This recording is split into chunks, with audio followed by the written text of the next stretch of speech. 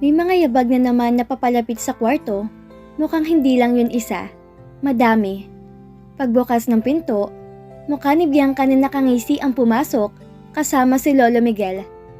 Naiyak siya dahil sa kalunos-lunos na itsura ng matanda. Puro pasa ito at madungis ang suot. Lolo! Niyakap niya ang matanda. Hayop ka! Susugurin sana niya si Bianca, ngunit hinarang siya ng mga kasama nito. Anong ginawa mo kay Lolo? Ganito. Sinampal nito ng kaliwat kanan. Ganyan ang ginawa ko sa kanya. Ito pala yung Alexandra na sinasabi mo, anak. Aba, maganda naman pala. Takam na takam ang ama ni Bianca kay Alexandra. Nahintakutan siya dito.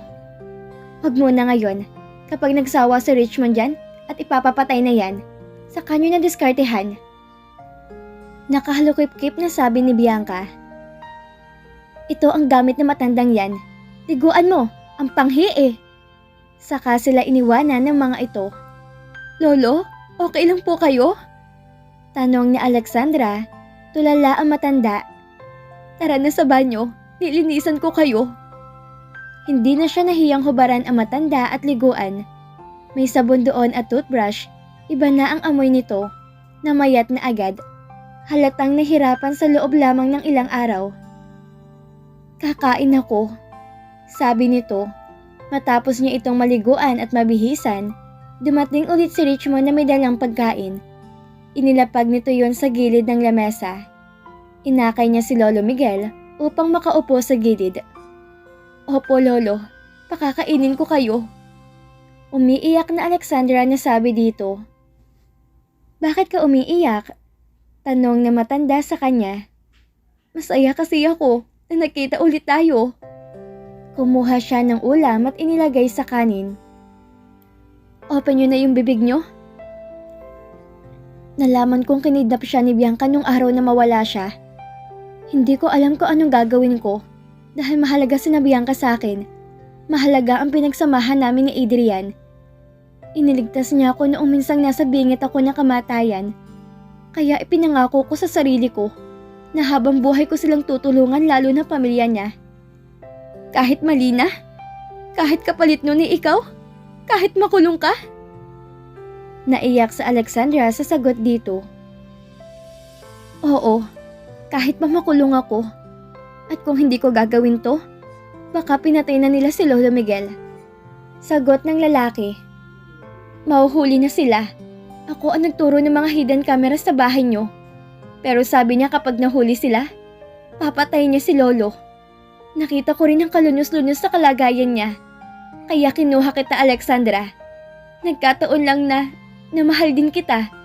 Na baka kapag dumating ang araw na mawala ako, hindi ko malang maramdaman ang init ng katawan mo. Ihihingi ko yun ng tawad sa iyo habang buhay. Hindi ako ganoon kasamang tao. Ang kayamanan ni Bianca na ibinenta, ipinangalan sa iyo ang share ko. Hindi yan alam ng asawa mo. Dahil sa pagmamahal ko sa'yo, handa kong gawin ang lahat, magsama-sama man kami sa impyerno. Anong ibig mong sabihin? Nagulantang sa Alexandra sa sinabi nito. Puputulin kong kawalang hiyaan nila, para sa'yo. Bumalibag ang pinto ng malakas.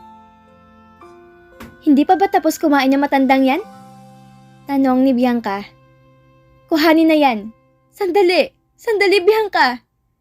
Awat na Alexandra. Kumakain pa siya. Ako magbabalik sa kanya mamaya. Bianca, please. Hayaan mo makakain si Lolo na maayos. Awat ni Richmond. So, nagkaroon pala ng kakampi malanding yan? Sabagay, pagsasawaan mo rin naman yan at mga tauhan ko rin na makikinabang sa kanya. Muling ibinagsak ni Bianca ang pinto, pasarado. Nasusuka siya. Okay ka lang ba? Okay lang ako. Ilang araw na akong ganito. Baka inaataka ako ng hyperacidity. Sagot na Alexandra. Ngunit parang hindi kumbinsido ang lalaki sa sinabi niya. Nakatingin lang ito sa kanya. Sana mapatawad mo ako. Hindi dapat kita ginawa niya masama. Hindi ko na kasi alam ang gagawin ko kay Lolo. Kaya ikaw yung naisipan kong dalhin dito. Pero mahal talaga kita. Sabi nito sa kanya, kaya isinubsob ang muka sa kamay nito. Napakatanga ko, Alexandra, dahil naisipan kitang pagsamantalahan. Wika ni Richmond. Hindi na si Alexandra nakapagsalita, pinatapos niyang pakainin si Lolo Miguel sa kanya kinain ng tira nito. Ihi, sabi ng matanda. Ako na, Alexandra. Sinamahan nito sa banyo ang matanda. Kailangan ko siyang dalhin kay Bianca. Baka tatawag siya kina Enzo. Huwag kang mag-alala. Gagawan ko ng paraan na mapaaga ko kayo maitakas dito. Richmond. Hinawakan niya ito sa braso bago lumabas. Salamat. Huwag ka magpasalamat sa akin. May kasalanan din ako dito. Initian siya ng lalaki, saka inilak nito ang pinto ng kwartong kinalalagyan niya. Hoy, Richmond! Tawag ni Bianca sa lalaki. Ano kalokohan ang ginagawa mo ha? Papatayin ko na yung Alexandra na yan. Alam mo namang kating-kating ng kamay ko para sakalin siya. Gusto mo para patas? One-on-one kayo? Tanong ni Richmond sa kanya. Napadda si Bianca sa sinabi nito. Wala siyang panama sa babaeng yon dahil black belter yon sa karate. Bakit one-on-one? Ang yabang mo kasi. Akala mo naman kung makapagsabi ka dyan, kayang-kaya mo yung tao. Gusto mo patayin ko siya? Ayun din? Masama ang tingin niya dito. Subukan mo lang. Hinawakan ni Richmond ang panga ni Bianca. Wag na wag mong kakantiin ni dulo ng buhok ni Alexandra. Kung ayaw mo mamatay kayo ng tatay mo na naggagamitan gabi-gabi. Nagulantang si Bianca sa sinabi ni Richmond. Paano mo nalaman? Ang lakas mong humalinghing. Di ka ba nadidiri na ginagambang ka ng tropa ng tatay mo? At silang pinapaligaya mo na sabay-sabay? Napakagaling mo, Bianca. Saka siya iniwanan ng lalaki. Naalala ni Bianca nag-inuman sila kagabi. At nang malasing ang mga ito, inaya siya na agad niyang pinagbigyan. Ang matatandang kasama niya ay daig pa mga kabataang hayok sa laman. Pinaligaya nito ang mga ito at napaligaya naman siya ng mga thunders na yon. Hindi niya akalaing nahuli sila ni Richmond. Noong malaman niyang natrace na sila ng mga pulis, doon sila nagpunta, sakay ng helicopter. Kaya walang nakahuli sa kanila. Alam niya ang lugar na yon dahil isinasama siya ni Adrian doon. Joint property to ng dalawa. Naisip siyang isipin na wala man lang siyang magawa upang malapitan at magulpi sa Alexandra. Kung umaalis si Richmond ng bahay, ay nilalak nito ang kwarto ng babae. Tulad ngayon. Napakaswerte mo talaga, Alexandra. Kung bukas lang yan, naipaganbag na din kitang babae ka. Inis na inis si Bianca na tiningnan ang pinto ng kwarto kung saan naroroon si Alexandra. Katabi niya si Lolo Miguel. Bagong paligo ang matanda. Araw-araw, si Alexandra ang nagliligo o nagpapakain dito. Mukhang nagpalamig si Bianca dahil isang linggo na niyang kasama ang matanda doon. Nakadagdag pa ang pasanin ni Alexandra ay ang kanyang hyperacidity na lagi nilang nagpapasuka sa kanya. Madalas pa siyang mahilo dahil wala nang nagiging laman ang kanyang tiyan. Kinalas na ni Richmond ang kanyang kadena sa paa, kaya nakakakilo siya na maayos. Bumukas ang pinto, si Richmond iyon. Napansin niya ang paglunok nito dahil sa itsura niya. Wala siyang ibang naisusuot kundi maninipis na damit. Wala siyang suot na pang-itaas na underwear. May dala tong plastic na may lamang inumin. Tumayo siya para salubungin ito. Ano yung dala mo? Tanong niya. Napalunok ito. Pinapawisan to ng butil-butil. Ano bang nangyayari sa'yo? Tanong ni Alexandra. Ang init mo ah. Inakay siya nito paupo sa kutsyon na nasa sahig. May problema ka ba? Hindi ko kasi alam kung paano sila pipigilan. Natatakot naman akong patay nila si Lolo Miguel. Saka, mahal talaga kita. Alam mo yan. Kinuha nito ang cellphone at ipinakita sa kanya ang mga stolen shots niya mula sa malayo. Bago ako pumuntang opisina, dinadaanan kita para masilayan at mabuo ang araw ko. Wag na natin pag-usapan yan. Gusto ko magpasalamat dahil iniligtas mo si Lolo. Hindi na siya nasasaktan ni Bianca. Gusto ko na sana kayong itakas, pero baka mahuli tayo kasi hindi na natin mapapatakbo si Lolo. Maghintay na lang tayo ng tamang pagkakataon. May binili pala ako para sa'yo. Inaabot nito ang isang paper bag. Ano to? Binuklat niya yon. Pity? Oo. Ramdam ko kasi na parang buntis ka. Nagmamadali siya nagtungo sa banyo. Paglabas na Alexandra namutla siya. 2 guhit. Kailangan niyo na makatakas dito. Determinado ang sabi ni Richmond. Sinagot agad ni Enzo ang tawag ni Richmond. Galit na galit siya sa lalaki. Mahal? Tinig yun ng asawa niya. Mahal, kamusta ka na? Okay ka lang ba? Hindi ka ba sinaktan ni Richmond? Tanong ni Enzo kay Alexandra. Hindi. Si Lolo lang talagang gusto niyang tulungan, kaya niya ako kinuha. Sabi ni Alexandra. Kasama mo si Lolo? Tanong ni Enzo. Sana sinabi niya. Oo, mahal. Malaki nang ipinag-iba niya ngayon kumpara noong bago pa lang kami nagkita. Nabibihisan at napapakain ko siya na maayos. Mahal, please. Natatakot siyang patayin ni Bianca si Lolo. Siya ang nagdigtas kay Lolo kung tutuusin. Kasabot niya si Bianca. Hindi. Pinangangalagaan niya lang si Lolo. Malaki ang utang na loob natin sa kanya, Enzo. Huwag mo siyang pagsalitaan ng hindi maganda. Dahil hindi mo alam ang sakripisyo ni Richmond maprotektahan lang kami ni Lolo Miguel. Nasaan kayo? Hindi na si Enzo nakipagtalo dito. Bubuksan ko ang GPS ng phone ni Richmond. I-trace niyo na lang. Plano na niya kaming itakas ngayon. Kasi, mahal.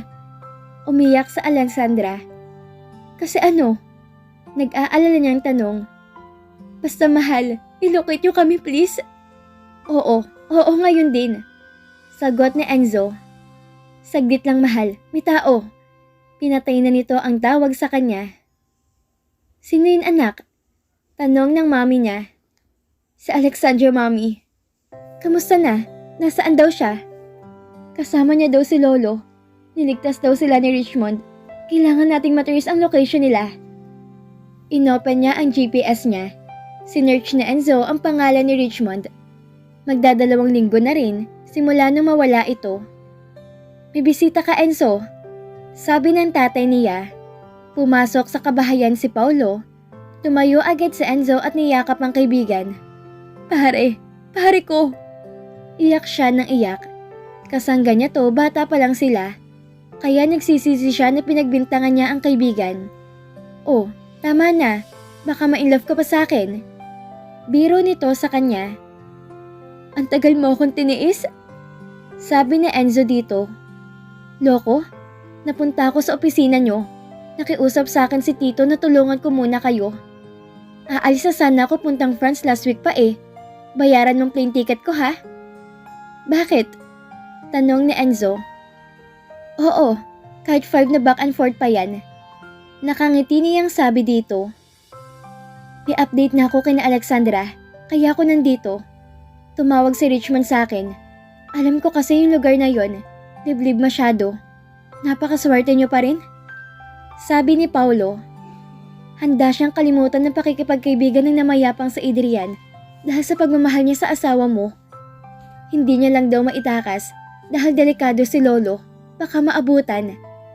Sagot nito. Hindi rin niya magawa makapagsumbong agad kasi kawawa si na Alexandra baka patay ni na Bianca.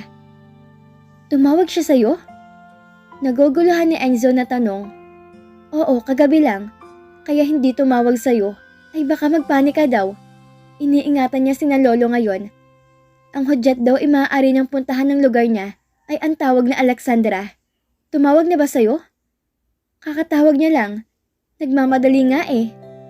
Bigla si Enzo na buhayan ng loob. Anong plano na? Kausapin natin si Sir. Nagtipon-tipon sila sa salas at pinagplanuhan ang gagawin. May magmamanman sa helicopter at may mag-aabang sa gate. Ang farm na iyon ay malawak at malayo sa pinaka-main gate. Tuwang-tuwa ang mga magulang niya, subalit hindi na si Enzo pumayag na sumama ang mga ito dahil baka may mga nakapaligid na gago sa lugar ay madamay pa.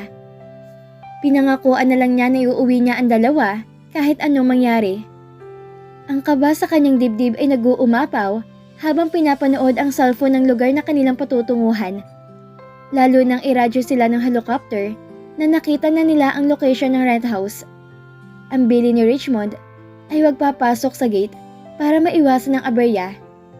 Pinagdala na sila nito ng medic dahil kailangan ni Lolo ng oxygen. Habang papalapit sila sa lugar, parang gusto nang mauna ng puso na Enzo doon. Anong gagawin natin dyan? Tanong ni Alexandra kay Richmond. Ituturok natin to kay Lolo. Hindi siya hihinga ng mga 5 minuto. Ilalabas ko siya. Mag-aabang sina Enzo doon, kaya safe na si Lolo. Ikaw? Hindi kita maaaring isabay. Pasensya ka na kung kailangan kitang sampalin mamaya para lang maniwala sila na ayoko na sa'yo. Sabi nito sa kanya, okay lang, kahit pamatay ako, mailabas mo lang si Lolo dito. Kahit wag mo na akong balikan. Nakangiti na Alexandra na sabi dito, hindi maaari, magiging magulang na kayo ni Enzo. Alagaan mong anak niyo ha? Salamat sa pagmamahal mo sa akin. Hindi kita makakalimutan kahit kailan. Ngumiti na mapait si Richmond, saka tinawagan si Paulo at sinabing mag-abang na. Sinaksakan na nito si Lolo Miguel ng gamot na pampatigil ng tibok ng puso nito sa maiksing minuto. Umiyak ka na, utos sa kanya ni Richmond dahil na rin siguro sa kanyang pinagdaanan. Naiyak talaga sa Alexandra. Mukha talagang patay na si Lolo Miguel. Ang mga yabag na dumating ay sina Bianca. Namatay na pala matandang yan? Sabi nito.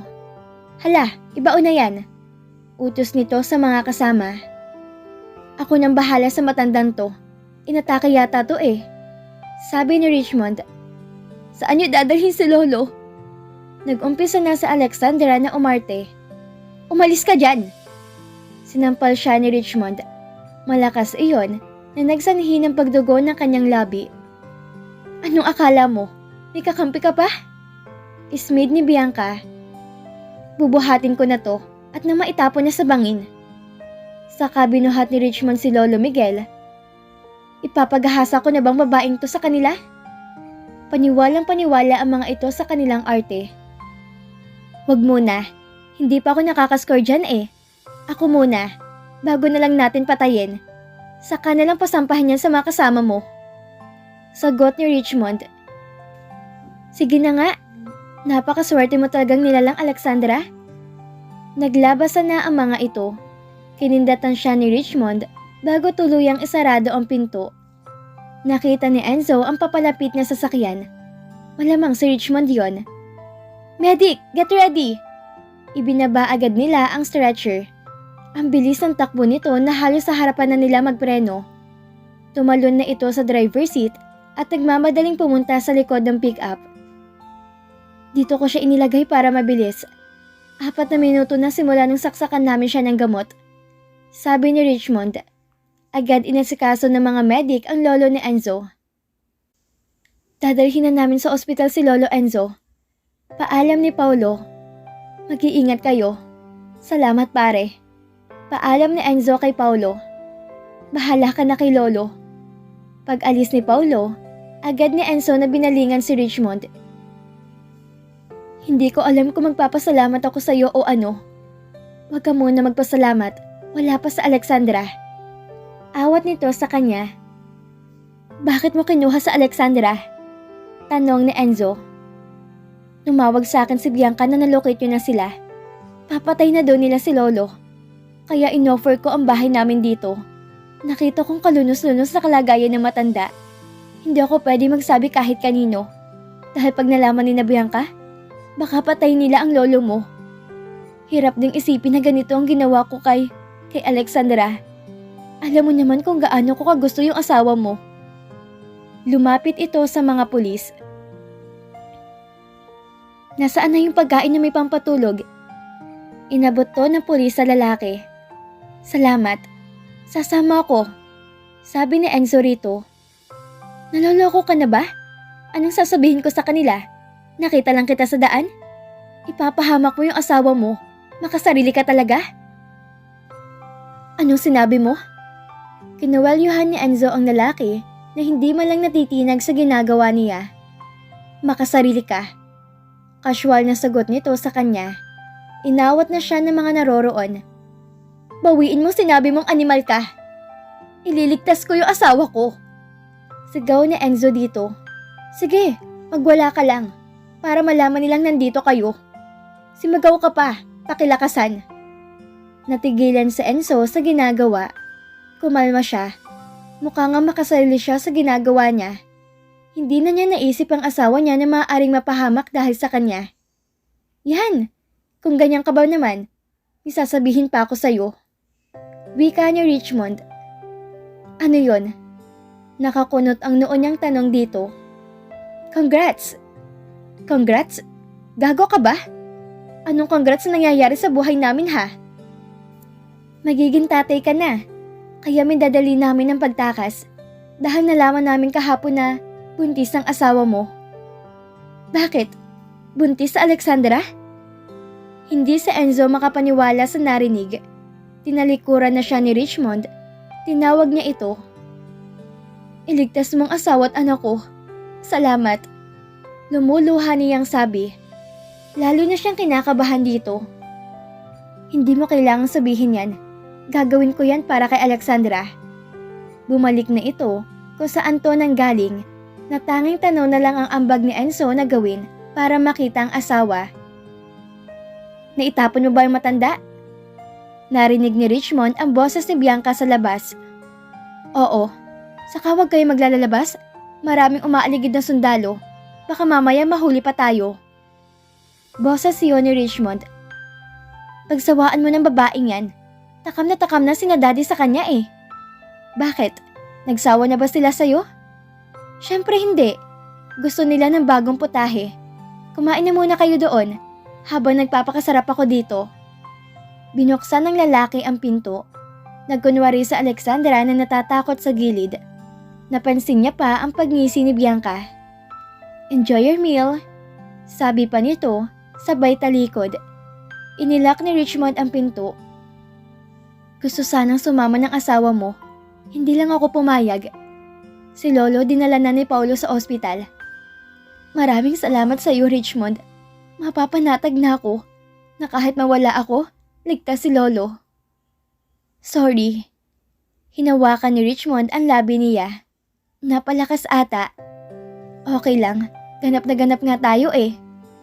Sisilipin ko lang sila. Tumanaw to saglit sa pinto. Nagkakagulo na sila doon. Maya-maya makakatulog ng mga yan.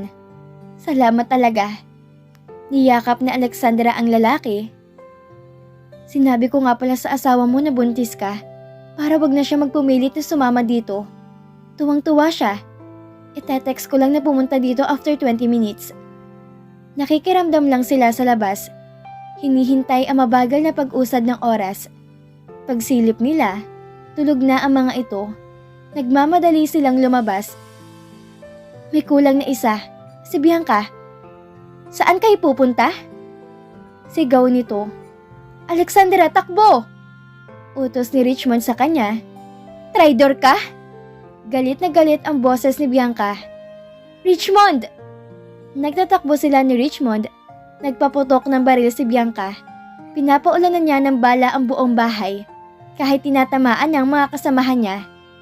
Bilis, Alexandra! Hinatak na siya ni Richmond sa braso. Papatayin kita, Alexandra! Itinutok nito ang baril sa kanya.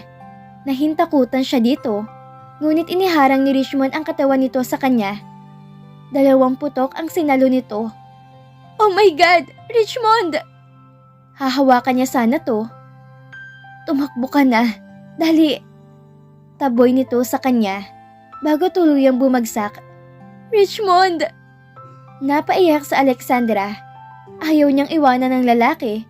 Ngunit kailangan niyang makalabas. Para hindi masayang ang effort ng lalaki sa kanya, dapli sa paa niya ang bala ng baril na labis niyang ikinabigla.